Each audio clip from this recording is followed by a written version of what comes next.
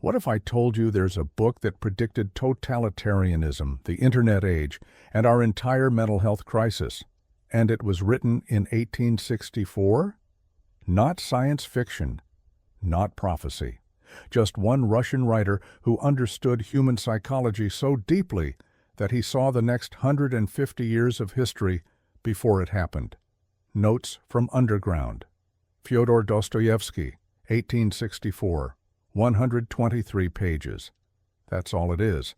But those 123 pages would fundamentally change philosophy, literature, and how we understand the human mind. Friedrich Nietzsche read this book and said, Dostoevsky was one of the only psychologists who ever taught him anything. Jean-Paul Sartre built his entire philosophy of existentialism on what Dostoevsky wrote here. Albert Camus, Franz Kafka, Ralph Ellison, every major 20th century writer wrestled with the underground man. George Orwell's most famous line, 2 + 2 = 5, from 1984, that comes directly from this book. Every dystopian novel about totalitarian systems crushing individual freedom. Dostoevsky saw it first and tried to warn us. But here's what makes this book truly dangerous.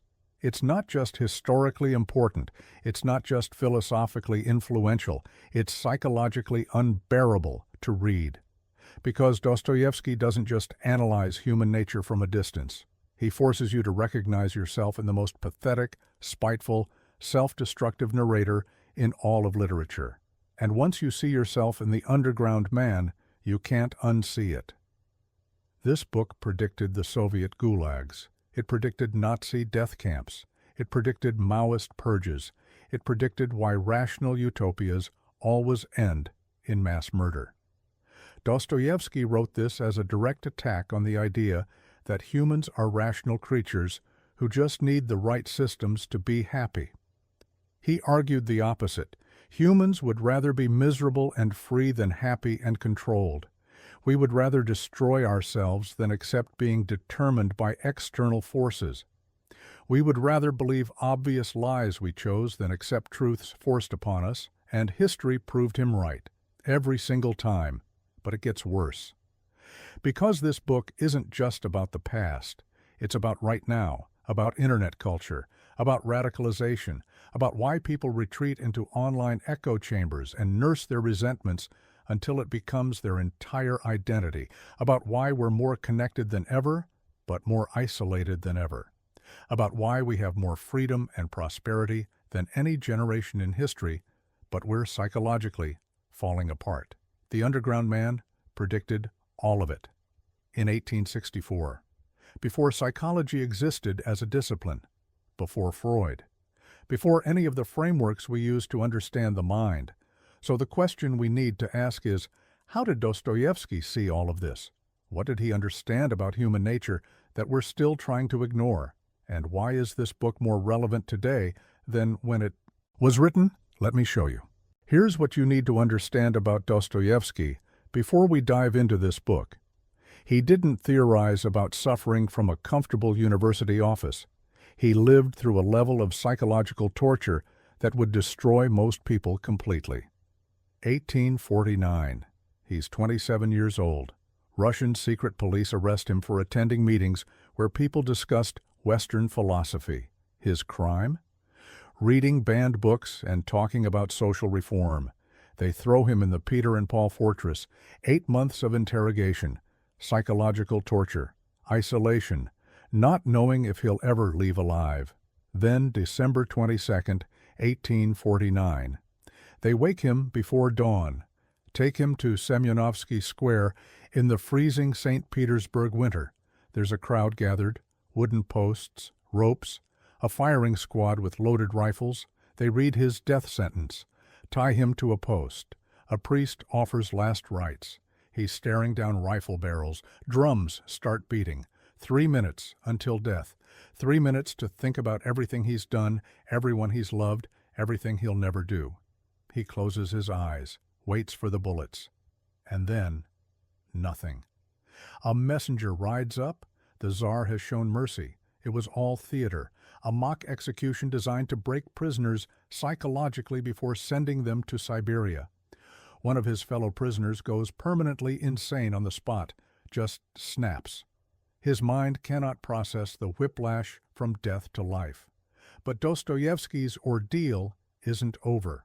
His mercy is 4 years of hard labor in a Siberian prison camp, chained to other prisoners 24 hours a day, sub-zero temperatures, back-breaking labor, watching men die, living with murderers, rapists, the absolute worst of humanity. Most people come out of that broken, traumatized, unable to function. But Dostoevsky came out with something far more dangerous: clarity. He saw human nature stripped to its core. No social masks, no polite pretenses, no comfortable illusions, just raw survival instinct, spite, cruelty, and will. And what he saw changed everything he believed about human beings. When he returned to Russia in 1859, he found the intelligentsia, the educated elite, completely obsessed with Western rationalism. The Enlightenment philosophy that had swept through Europe was now flooding into Russia, and everyone was convinced it would save them. The core idea was simple and seductive. Humans are fundamentally rational creatures. We're like sophisticated calculators. Give us accurate information, proper education, and correct incentives, and we'll naturally choose what benefits us. Build the right systems and paradise follows automatically. The most popular book expressing these ideas was What is to be Done by Nikolai Chernyshevsky, published in 1863. It argued that humans are rational egoists. We always act in our self-interest once we understand what that interest is. Crime, poverty, suffering, these all result from bad systems and ignorance. Fix the systems, spread knowledge, and you fix humanity. The book painted a vision of a utopian future, rational communal living, scientific management of society, everyone working together because they understand it benefits them. A perfect crystal palace of human civilization. The intelligentsia loved it. This was the answer. This was how Russia would modernize, catch up to the West, leave behind its backward past. Reason and science would triumph over superstition and tradition. Dostoevsky read this in 1863, and it made him furious. Not because he opposed improving society, not because he liked suffering or poverty, but because he had seen something in that Siberian camp that these comfortable theorists in their St. Petersburg salons had never seen. He had seen that humans are not rational. They never were, and they never will be. In that camp, he watched men choose spite over survival. He watched them sabotage themselves just to prove they could. He watched them reject help, reject kindness, reject anything that would make them feel controlled or determined by outside forces. He watched a man continue stealing, even though he knew he'd be beaten nearly to death for it. Why? Not because he needed what he stole, but because the act of stealing proved he still had agency, still had choice. He watched men nurse grievances for years, destroying any chance at peace or happiness just to keep their resentment alive. Because that resentment was theirs. They chose it. Nobody could take it away. He watched humans consistently, predictably, deliberately choose self-destruction over accepting that their behavior was determined by their environment. And he realized something that contradicted everything the rationalists believed. What if humans don't actually want happiness? What if we value something more than well-being, more than prosperity, more than our own survival? What if we value freedom, even if that freedom destroys us? This is the insight that would become Notes from Underground. And it's the most dangerous philosophical idea Dostoevsky ever had. Because if he's right, if humans really do value freedom over happiness, then every utopian project is doomed. Every attempt to create a perfect rational society will fail. Not because the systems are wrong, but because humans will sabotage them. We'll choose irrationality just to prove we can. We'll prefer misery we chose over happiness that was given to us. And more than that, any attempt to force humans into a rational system will require tyranny. will require crushing human freedom, will require eliminating anyone who insists on their right to be irrational. The rationalists promised paradise. Dostoevsky saw that their paradise would necessarily become hell. So, in 1864, 1 year after reading Chernyshevsky, Dostoevsky sat down to write his response, a direct attack on rational utopianism, a warning about where these ideas would lead. He would create the most psychologically disturbing narrator in literature to make his point. A voice that would haunt readers for the next 160 years. He would create the underground man. So Dostoevsky writes notes from underground as a philosophical weapon, and the weapon is the narrator himself, the underground man. He's 40 years old, a retired low-level civil servant, living alone in a cramped apartment in St. Petersburg. He has a small pension that keeps him alive, but nothing more. He has no friends, no family, no connections to society. He's retreated completely into his own consciousness, and the book opens with this: I am a sick man. I am a spiteful man. I am an unattractive man. I believe my liver is diseased. No introduction, no setup, no context, just this voice screaming at you from the void, immediately hostile, immediately self-aware, immediately unbearable. And here's what makes him so disturbing. He's not insane. He's not delusional. He's not irrational in the traditional sense. He's actually hyper-rational. He understands exactly what he's doing, why it's self-destructive, and why he can't stop. He describes himself as living underground, not literally in a basement, but psychologically withdrawn from society. He's retreated into pure consciousness, pure self-awareness, and it's destroying him. Listen to what he says about consciousness itself. I swear to you that to be overly conscious is a disease, a genuine, complete disease. Think about that. Most philosophy treats consciousness as good, self-awareness as enlightenment. Know thyself. That's supposed to be wisdom. But the underground man argues the exact opposite. Too much consciousness is torture. Why? Because consciousness creates infinite regress. You think about your thinking, you analyze your analysis, you judge your judgments, you become trapped in your own head with no escape. Every action you take, you're simultaneously performing it, and watching yourself perform it, and judging yourself for performing it. Normal people, what the underground man calls direct persons or men of action, they can just act. They see something they want, they go get it. They feel an emotion, they express it. They don't overthink, they don't second guess. They just live. But the underground man, he's paralyzed by awareness. He knows that every desire comes from ego. Every emotion is probably compensating for something else. Every action is motivated by base drives he can't respect. So he can't do anything authentically. He's always performing, always aware of the performance, always judging the performance, even as he's performing it. He gives this example. Say someone insults you.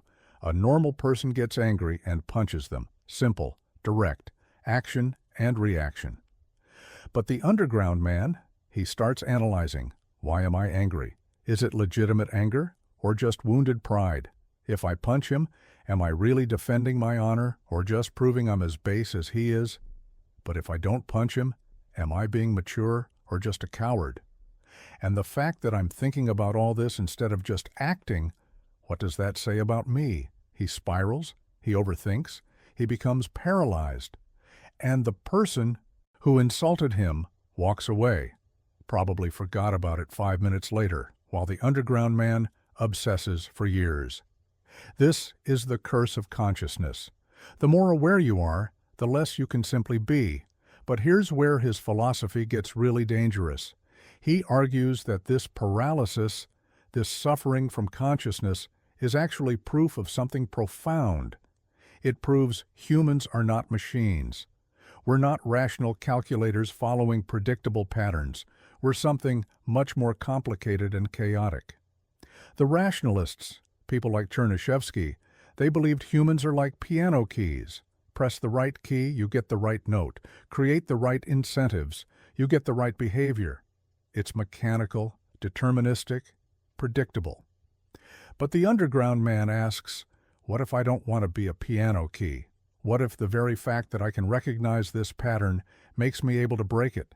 He says, man is a creative animal, doomed to strive consciously towards a goal and to occupy himself with the art of engineering. But sometimes he may want to turn aside from the goal just because he is doomed to lay the road there, and because he might want to turn aside precisely to wander off into some other place altogether. In other words, if you tell me the rational thing to do is X, I might choose Y just to prove I'm not a machine following your programming, even if Y is worse for me, especially if Y is worse for me, because choosing against my own interest proves I'm free. You know smoking kills you. You do it anyway. You know staying up late destroys your sleep. You do it anyway. You know that relationship is toxic. You stay anyway.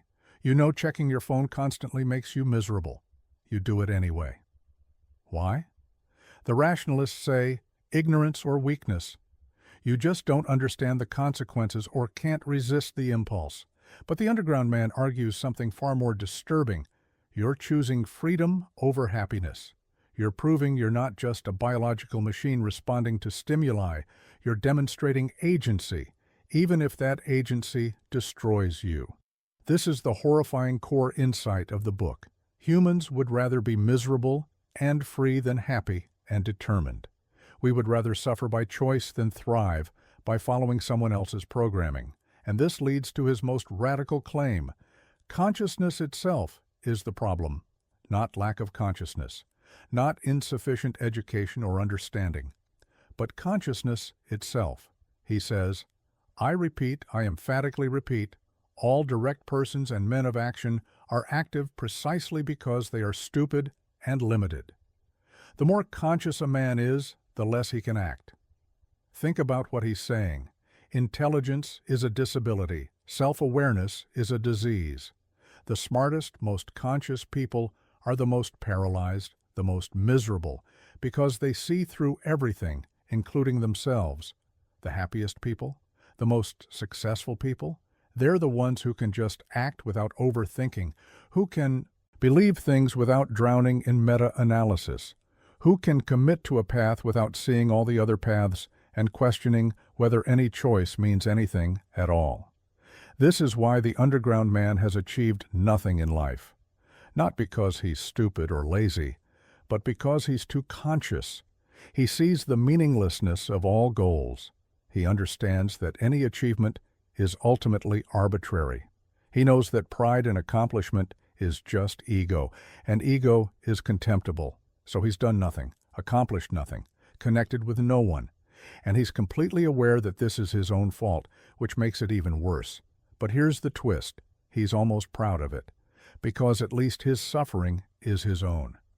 At least his failure proves he wasn't following someone else's script for success. At least his isolation is his choice, not society's rejection. Listen to this quote. I am alone while they are everyone, but never mind. Here's what I think. Reason is an excellent thing, no argument about that. But reason is only reason and satisfies only man's rational faculty, while wanting is a manifestation of the whole of life. He's saying rationality is just one part of being human. But wanting, desiring things that make no sense, choosing things that harm us, clinging to resentments that poison us, that's the full human experience. That's what proves we're alive and free, not just biological calculators. And if you try to reduce humans to pure rationality, if you try to build a society where everything is calculated for maximum benefit, you'll kill something essential in us. You'll turn us into piano keys. And we'll rebel. We'll sabotage your perfect system just to prove we can. This is the argument. This is the philosophy. And Dostoevsky is about to show why it's so dangerous, because it leads directly to one of the most famous philosophical ideas in history, the idea that 2 + 2 = 5. Now we get to the most famous section of notes from Underground, the section that would influence everything from Orwell's 1984 to postmodern philosophy, the attack on the Crystal Palace. The Crystal Palace was real, a massive exhibition hall built in London in 1851 for the Great Exhibition, iron and glass, transparent, rational, a marvel of engineering and design. It represented the triumph of science and reason over chaos and tradition. For the Russian utopian rationalists, the Crystal Palace became a symbol. It represented what humanity could achieve through pure reason and scientific management. A perfect society, transparent systems, rational organization, everything calculated for maximum human benefit and happiness. Chernyshevsky used the Crystal Palace explicitly in What Is to Be Done. His characters have dreams of future utopia, vast glass structures where people live communally, work collectively, share everything rationally. No waste, no inefficiency, no conflict, just pure, enlightened cooperation creating paradise on earth. The vision was seductive.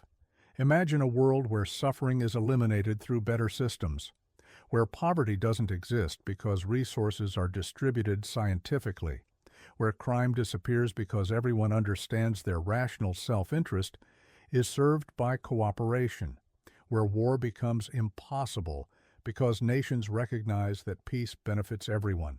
All you need is the right knowledge, the right education, the right incentives. Build the Crystal Palace correctly, and humanity enters a new era. No more history, no more struggle, just managed, rational, eternal happiness. The underground man's response to this vision? Rage, absolute fury, not because he wants people to suffer, but because he sees something the utopians are blind to. He sees that the Crystal Palace is a prison, a beautiful, rational, perfect prison, but a prison nonetheless. Listen to what he says. Now, what if it suddenly turns out that man doesn't need any of that? What if it turns out that man's whole purpose consists not in reaching any specific goal, but in the perpetual process of trying to reach it, that is, in living, and not in the goal itself, which is bound to be nothing other than 2 times 2 is 4. He's saying, what if the goal isn't happiness? What if humans don't actually want to arrive at paradise? What if we need struggle, need chaos, need the ability to fail and suffer, because that's what makes us feel alive and free? The Crystal Palace promises to solve everything, but in solving everything, it eliminates choice. It eliminates the ability to go wrong. It eliminates freedom. Because if the system is perfect, if every need is met through rational organization, if every problem is solved through scientific management, what's left for you to do? What choices remain? What freedom exists? You become a component, a well-cared-for component, a happy component even, but still just a component in a machine, a piano key producing predetermined notes. And the underground man argues, humans will reject this. We will sabotage paradise itself rather than accept being reduced to components in someone else's perfect system. He says, you believe in the Crystal Palace, forever indestructible, that is, in one where you won't be able to stick your tongue out even on the sly or make a rude gesture, even in your pocket. Well, perhaps I'm so afraid of this building precisely because it is made of crystal and is forever indestructible, and because you won't be able to stick your tongue out even on the sly. Think about what he's saying. The problem isn't that the Crystal Palace is bad. The problem is that it's too good. It's so perfect, so rational, so well designed that there's no room for human perversity, no room for irrational rebellion, no room for freedom. And humans need that room. We need the ability to make rude gestures, even if it's pointless. We need the ability to reject what's good for us. We need the ability to choose wrong, because that's what proves we're free agents, not biological machines. This leads to the most famous passage in the book, the one that George Orwell would make the centerpiece of 1984. I admit that twice 2 makes 4 is an excellent thing, but if we are to give everything its due, twice 2 makes 5 is sometimes a very charming thing too. 2 plus 2 equals 5. This is insanity. It's mathematically false. It's objectively wrong. And that's exactly the point. The underground man is saying, if you tell me that 2 plus 2 equals 4 is an objective, rational truth that I must accept. If you build your entire crystal palace on unquestionable mathematical certainty, then I will insist that 2 plus 2 equals 5. Not because I believe it, not because I think mathematics is subjective, but because insisting on it proves that I'm free to reject your truth and choose my own, even if mine is absurd. This is the purest form of freedom, the freedom to be wrong, the freedom to believe nonsense, the freedom to reject obvious truth just because it was presented as unchallengeable. And here's the disturbing part. This actually describes human behavior perfectly, accurately, universally. Why do conspiracy theories spread? Why do people cling to demonstrably false beliefs even when shown definitive evidence? Why does presenting facts often make people more certain of the opposite? It's not stupidity, it's not lack of education, it's freedom. People would rather believe a lie they chose than a truth that was forced on them. Tell someone they must accept something because experts say so, because science proves it, because it's objectively true, and a significant number of people will reject it purely out of spite, purely to prove they can, purely to assert that their subjective choice matters more than objective reality. This is 2 plus 2 equals 5, and it's everywhere.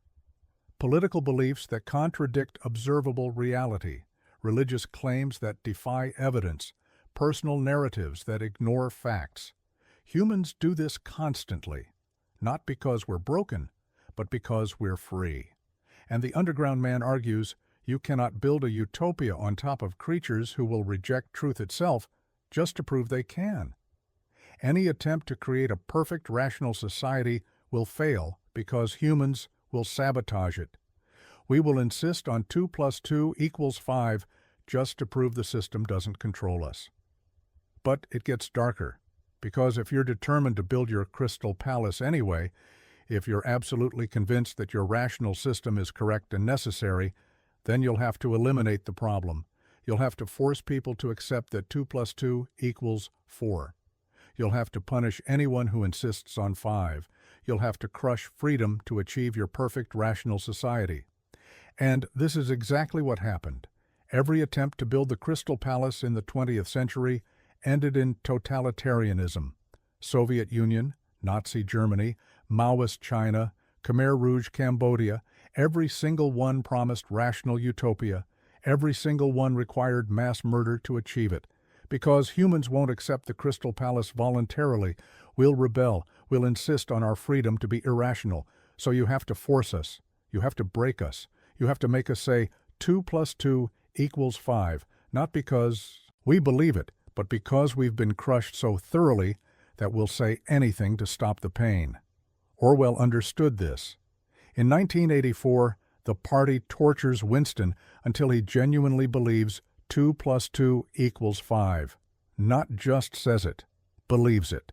His mind breaks completely. That's the goal of totalitarianism, not just to control your actions, but to control your thoughts, to eliminate the very possibility of rebellion by destroying your ability to think freely.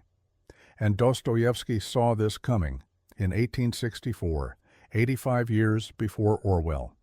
He saw that rational utopianism leads necessarily to totalitarian thought control, that the Crystal Palace becomes the gulag, that paradise requires crushing the human spirit. The rationalists promised freedom through reason. Dostoevsky showed that reason without freedom becomes tyranny. But here's the truly disturbing question the underground man raises. What if we're not even worth saving? What if humans are so fundamentally irrational, so self-destructive, so addicted to suffering, that any attempt to improve our condition is doomed? He says, even if man really were nothing but a piano key, even if this were proved to him by natural science and mathematics, even then he wouldn't become reasonable, but would purposely do something perverse out of sheer ingratitude. In other words, even if you could prove scientifically that following your system would make us happy, even if you could demonstrate mathematically that cooperation serves everyone's interest, even if you could show definitively that the Crystal Palace is paradise, we still wouldn't accept it. We'd reject it purely out of spite, purely to prove we can. This is the bleakest vision of humanity imaginable. Not that we're ignorant and need education, not that we're misguided and need better systems, but that we're fundamentally, irredeemably committed to our own freedom, even when that freedom destroys us. And if that's true, then there is no solution, no perfect society, no rational paradise, no escape from suffering, because suffering is what we choose, destruction is what we want, chaos is what we need to feel free. This is why Notes from Underground is so dangerous. It's not offering solutions. It's not providing hope. It's holding up a mirror and showing us something we desperately don't want to see, that maybe we're the problem, not systems, not ignorance, not circumstances, us, our fundamental nature, our need for freedom over happiness. And if Dostoevsky is right, every utopian project is not just doomed to fail, it's doomed to become hell on earth. So that's part one of Notes from Underground. Pure philosophy, pure argument, pure psychological analysis. But part two is where Dostoevsky shows you what this philosophy actually looks like in practice. What it does to a human life. How it destroys connection, meaning, and any possibility of happiness.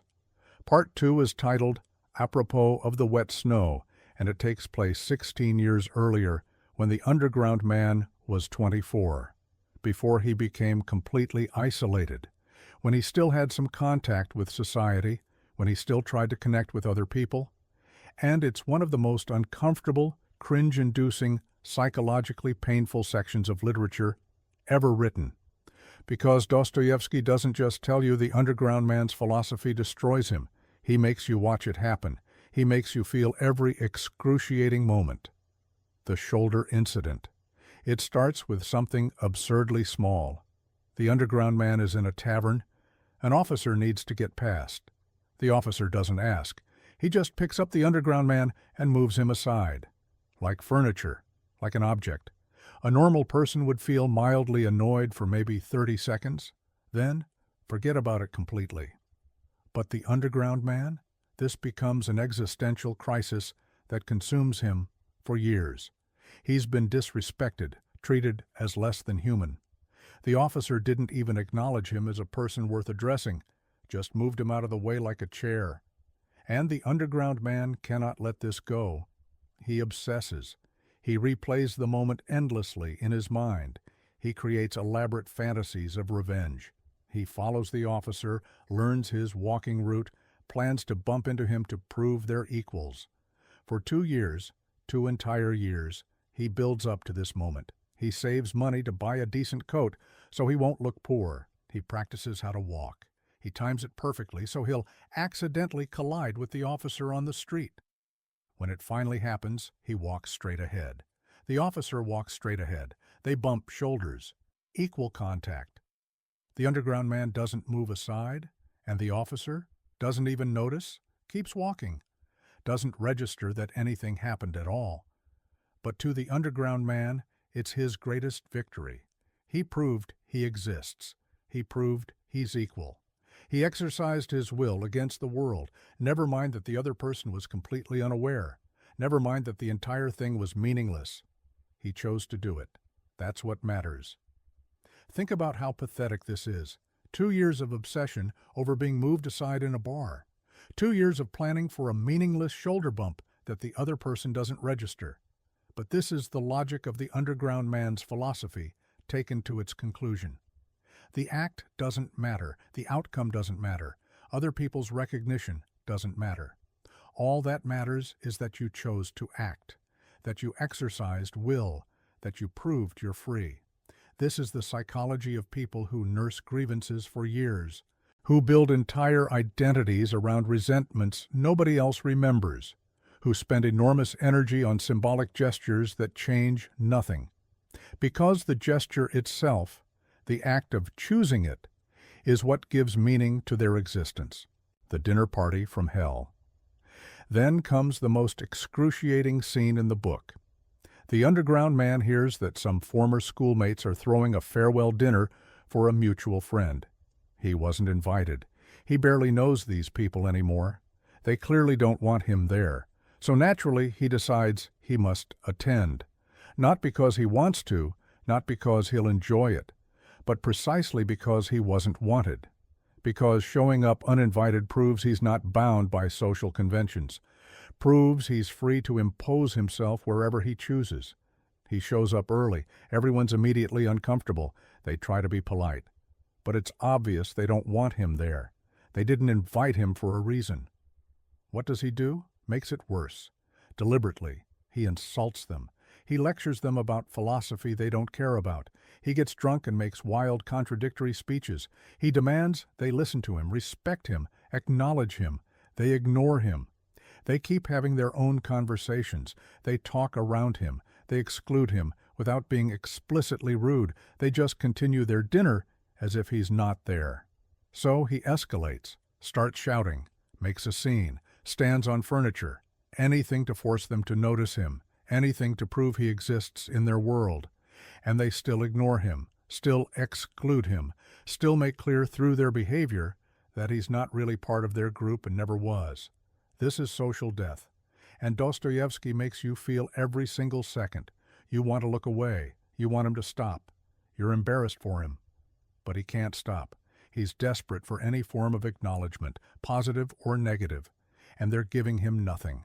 Not even the satisfaction of explicit rejection. Finally, they leave for a brothel. And he follows them, because even negative attention, even humiliation, is better than being completely ignored, better than not mattering at all. Liza, the one real human connection. At the brothel, something unexpected happens.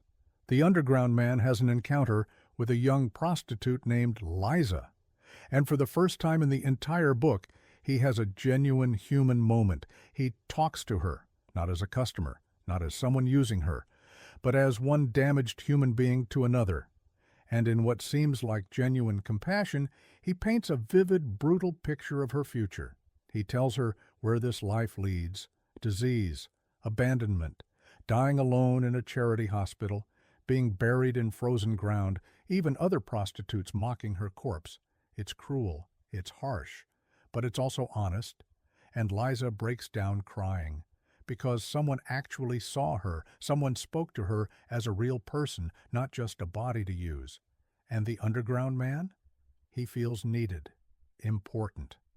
For the first time in years, he's had an effect on another human being. He matters to someone, so he gives her his address, tells her she can come to him if she wants to escape this life, offers her something that almost resembles hope, and then immediately regrets it. He goes home and spirals into panic. What if she actually comes? What if she sees how I live? What if she sees my poverty, my isolation, my pathetic existence? What if she judges me? What if she pities me? He can't stand the thought of being vulnerable, of being seen in his true state, of someone witnessing his actual life instead of the image he wants to project. Days pass. He convinces himself she won't come. And then she shows up. She sees everything: the cramped apartment, the poverty, the isolation, the reality of who he is, stripped of all pretense. And instead of judging him, instead of mocking him, she shows him compassion. She sees his pain. She understands his loneliness. She offers him connection without conditions, without demands, just pure human empathy. She hugs him. She cries with him. It's the most genuine moment of human connection in the entire book, a moment of unconditional acceptance, of being loved despite being fully seen. And the underground man? He destroys it, deliberately, consciously, with full awareness of what he's doing. He turns on her with vicious cruelty. He tells her he was lying, that he just wanted to hurt her for entertainment, that she's nothing to him, that this was all a game. He forces money into her hand like she's just another prostitute he's paying, degrades the entire encounter, poisons the one genuine connection he's had in years. Why?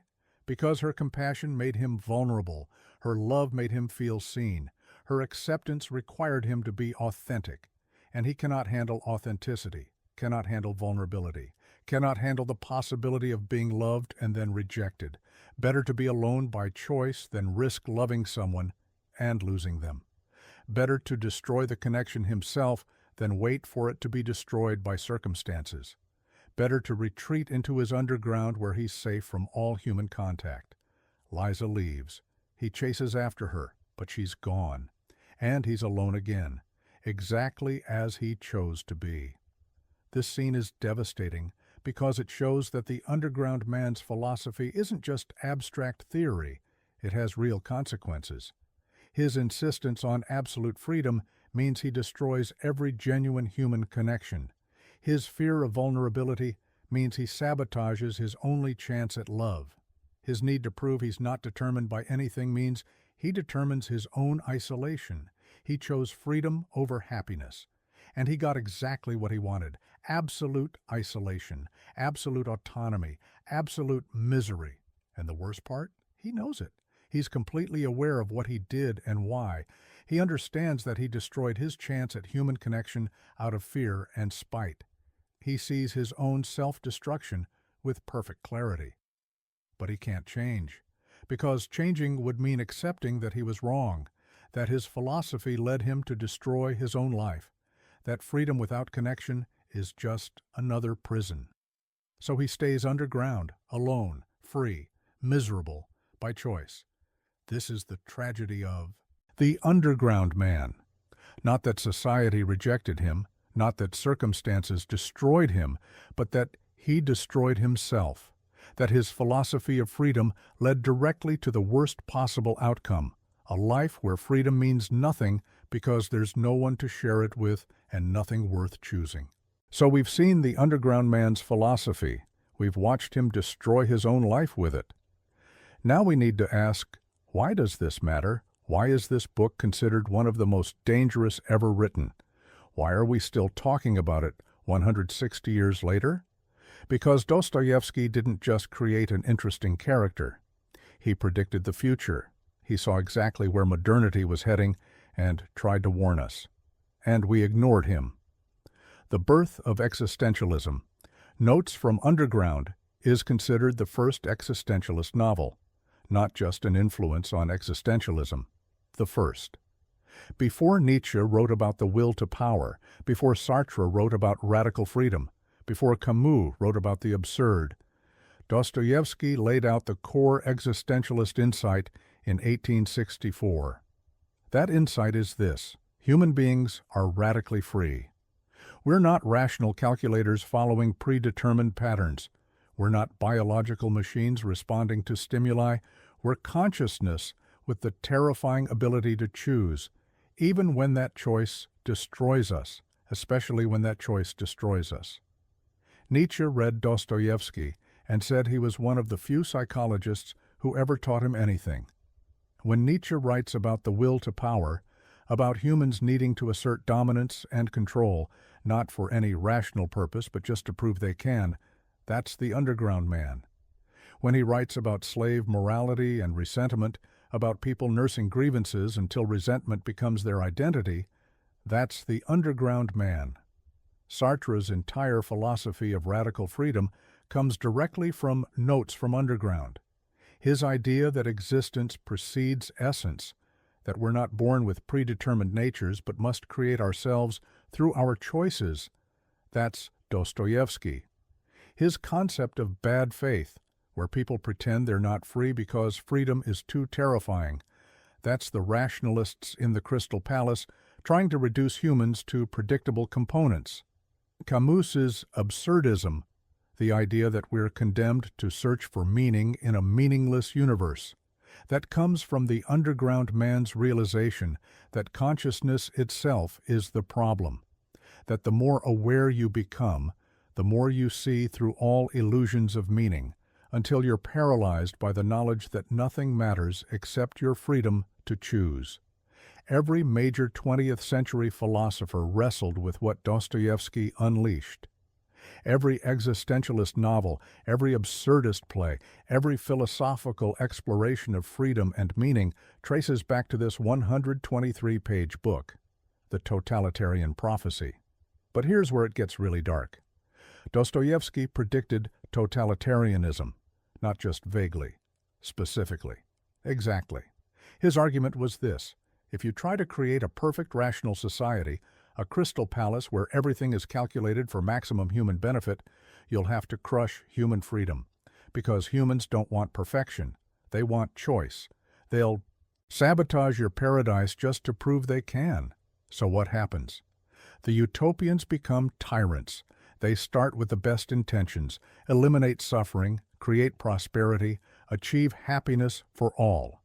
But humans resist. Humans insist on their right to be irrational. Humans choose 2 + 2 = 5. So you have to force them. You have to eliminate anyone who refuses to accept the program. You have to create surveillance systems to catch dissent before it spreads. You have to rewrite history to eliminate alternative narratives.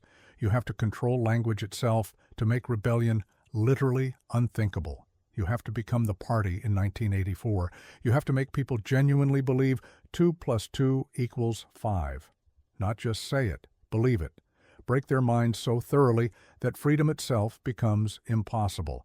And this is exactly what happened. Soviet Union, Nazi Germany, Maoist China, Khmer Rouge, Cambodia. Every attempt to build the Crystal Palace in the 20th century ended in mass murder.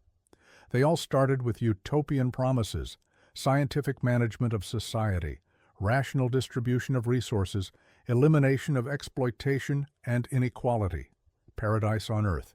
And they all ended in gulags and death camps, not as failures of the vision, not as deviations from the plan, but as necessary consequences of trying to impose rational perfection on creatures who value freedom over happiness. Stalin killed millions.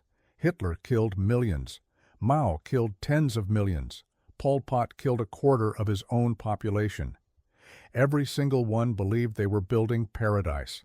Every single one had to eliminate the humans who refused to fit into paradise. Dostoevsky saw this coming in 1864. He warned that rational utopianism leads necessarily to totalitarian control, that the Crystal Palace becomes the gulag, that the attempt to eliminate suffering eliminates humanity itself. And he was right. Every single time, without exception, the modern underground. But here's the most disturbing part. The underground man isn't just historically relevant, he's more relevant now than ever.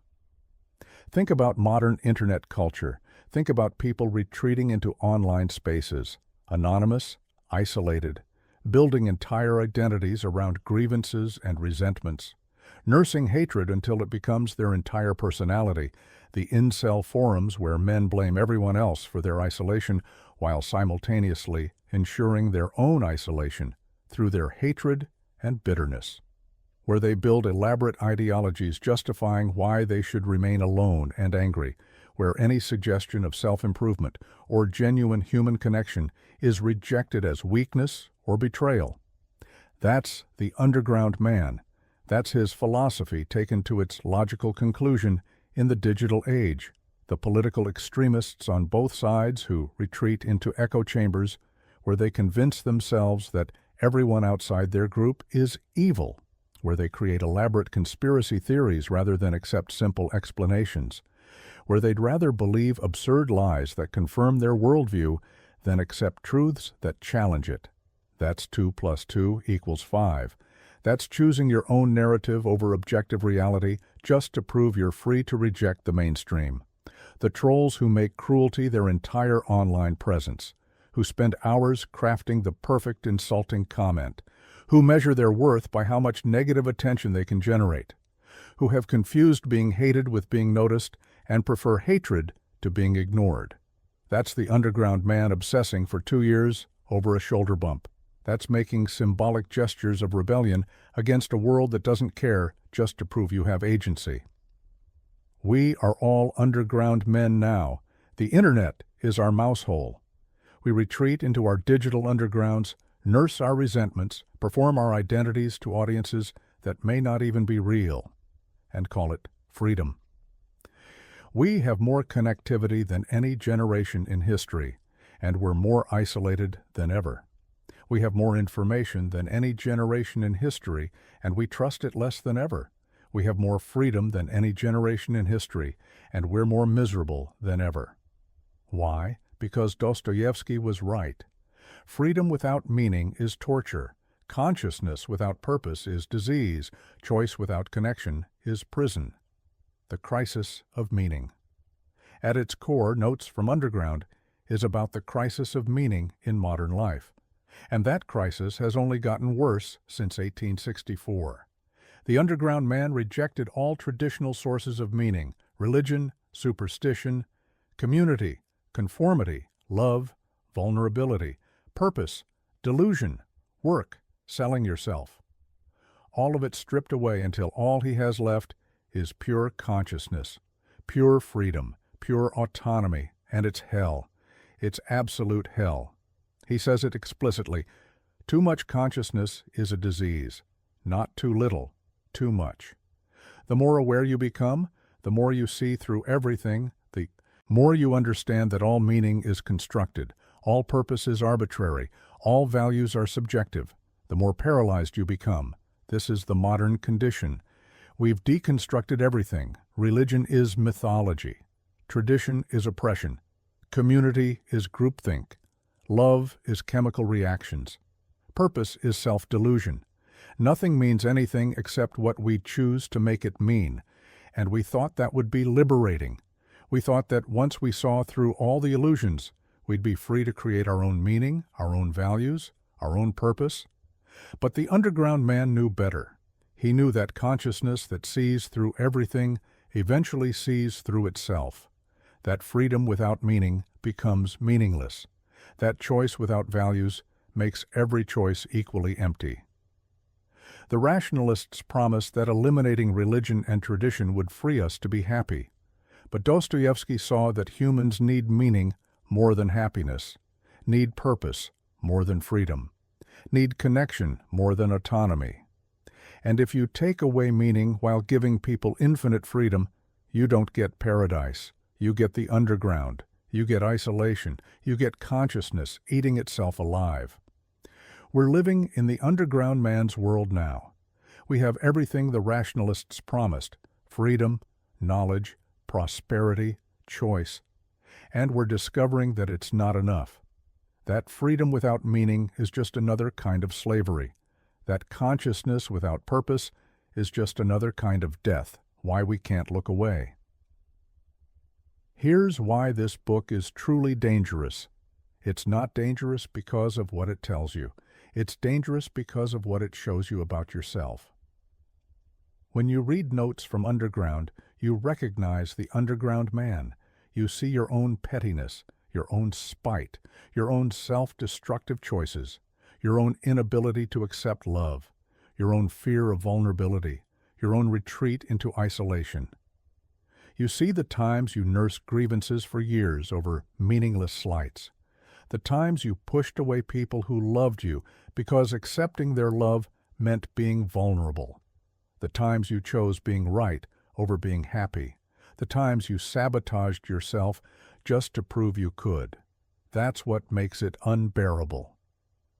Dostoevsky holds up a mirror and you can't look away. You can't pretend you're not like the underground man because you recognize yourself in every page. Most books comfort us with lies. They tell us we're good people in a bad world. They tell us our problems are caused by external forces. They tell us there are simple solutions, if only we had the right knowledge or systems or circumstances. But Notes from Underground tortures us with truth. It shows us that we're the problem, that our own consciousness, our own freedom, our own choices are what make us miserable, that there is no simple solution because the problem is built into what we are. And once you see that, you can't unsee it. The underground man is in your head forever. Every time you make a self-destructive choice, every time you push away someone who cares about you, every time you retreat into isolation rather than risk connection, you hear his voice. You recognize his logic. You know you're doing exactly what he did. That's why this book is dangerous, not because it might inspire bad behavior, but because it reveals behavior you're already doing, because it names the things you try not to think about, because it makes you conscious of the very patterns of consciousness that trap you. Dostoevsky weaponized self-awareness against the reader, and there's no defense, no escape. Once you've read this book, once you've met the underground man, Once you've recognized yourself in him, you're infected. You're conscious of your own consciousness. You're trapped in the same infinite regress he is. Welcome to the underground. Population, everyone who's read this book. So after all this darkness, after all this psychological horror, after watching the underground man destroy himself and recognizing ourselves in his destruction, is there any hope? Did Dostoevsky offer any way out? Any solution? Here's what you need to know. The original version of Notes from Underground had a final chapter. A chapter where the underground man was supposed to find redemption, where Dostoevsky would present his answer to the crisis he'd laid out. That chapter was cut by Russian censors. It was lost, destroyed. We'll never know exactly what Dostoevsky wrote. All we have is the underground man's voice cutting off mid-sentence, still ranting, still suffering, with no resolution, no redemption, no escape. But we can infer Dostoevsky's answer from his later works, from Crime and Punishment, from The Idiot, from the brothers Karamazov. In all of these he explores the same themes: consciousness as suffering, freedom as burden, rationalism as prison, but offers solutions.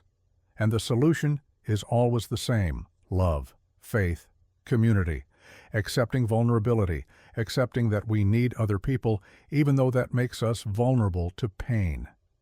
Accepting that we need meaning, even though all meaning is ultimately a leap of faith. The answer isn't more rationality. It's not more freedom. It's not more consciousness. It's connection. It's choosing to love despite knowing you might be hurt. It's choosing to believe despite knowing you might be wrong. It's choosing to commit despite knowing everything is ultimately arbitrary. Liza's choice. Remember Liza? The prostitute in Part 2 who showed the underground man compassion even after he tried to hurt her? She's the real hero of this book. She's the answer Dostoevsky couldn't explicitly give because the censors cut it. She chose love over self-protection. She chose vulnerability over safety. She chose to reach out to someone in pain even though it meant risking rejection.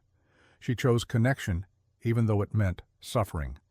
The underground man chose isolation to avoid vulnerability. Liza chose love despite vulnerability. He ended up alone in his underground, free but miserable. She disappeared from the story, but at least she tried. At least she remained human. At least she chose connection. That's the choice we all face, every single day. Be the underground man or be Liza. Choose the safety of isolation or the risk of love. Choose the comfort of resentment or the danger of forgiveness. Choose the underground or choose life. The warning we still ignore. Dostoevsky wrote this book in 1864 as a warning. He saw the rationalists building their crystal palace and said, "This will end in tyranny. This will crush the human spirit. This will lead to mass suffering." History proved him right. Soviet Union, Nazi Germany, Maoist China.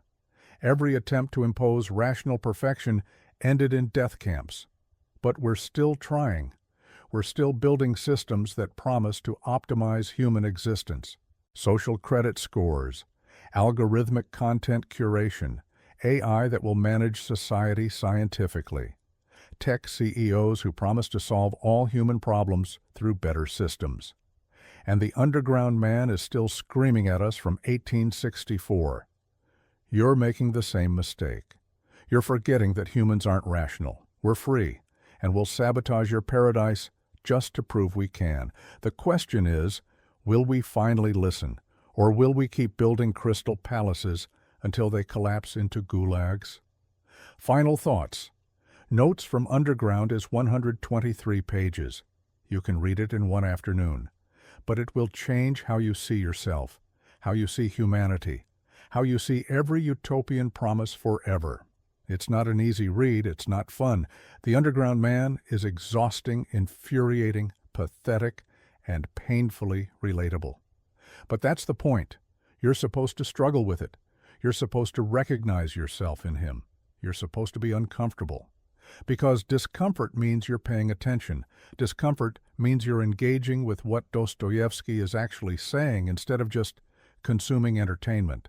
This book predicted existentialism, predicted totalitarianism, predicted the modern crisis of meaning, predicted internet culture, predicted our entire psychological condition in 1864. We're all underground men now.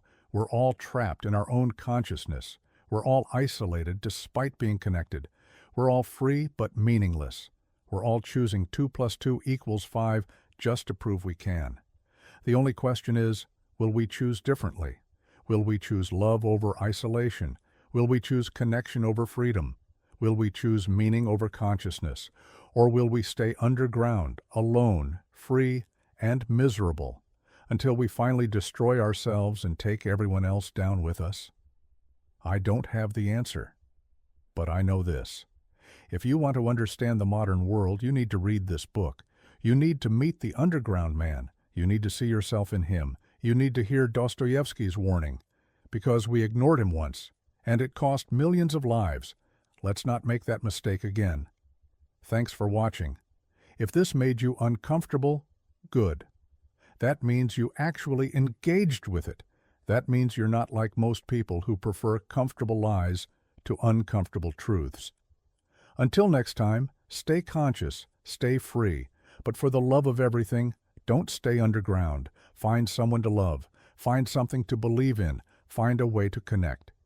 Because the alternative is spending the rest of your life talking to yourself in a mouse hole, convinced you're free while you're actually just alone. Don't be the underground man. Be Liza. Choose love. Choose vulnerability. Choose life. Stay out of the underground.